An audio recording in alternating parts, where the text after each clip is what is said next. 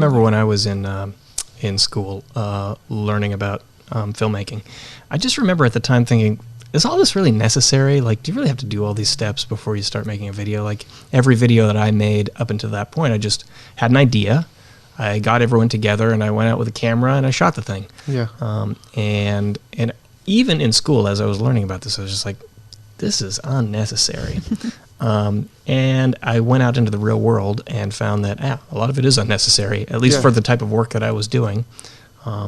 And then I joined Videomaker, and I learned a little bit more. That's what happens when you work at Videomakers. You learn a lot about the process of things you've never done before. Yeah, the aspects of production that don't affect your type of production. Like for me, there's all sorts of stuff that I know about that don't involve my type of production at any time, but it's important to know for us to teach people. But the thing is even when you're going out there willy-nilly, I bet you were using a lot of these concepts, but they were just super loose. You just had it in your head rather than written down. You probably pitched everybody the idea. You probably didn't work on the pitch, but you pitched them the, and they showed up for it, so it must have been kind of good. And you probably had a shot list or some kind of thing in your head loosely. But the thing about this is the nice thing, like say a shot list, for example, is makes it easier, right? So if you're shooting, when you're done because you crossed off all the shots you need. You don't have to do more because you don't know what you need. There's a way of knowing,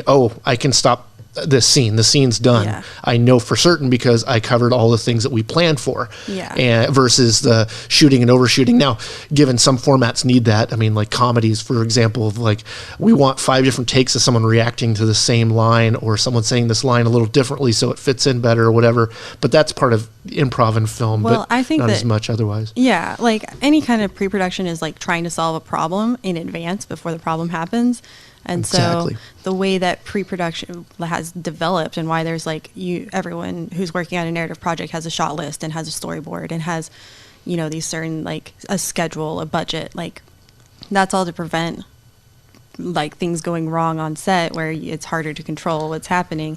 And so I think when you're working on different kinds of productions, if it's like a super low budget student project or if it's a podcast or whatever, it's like pre-production really is about solving those problems and addressing things that might come up. So maybe on a low-budget student film, you don't have this problem of communicating with an entire camera crew, like a team of camera operators. Like you don't have that problem, so why solve it if it's never going to be an issue?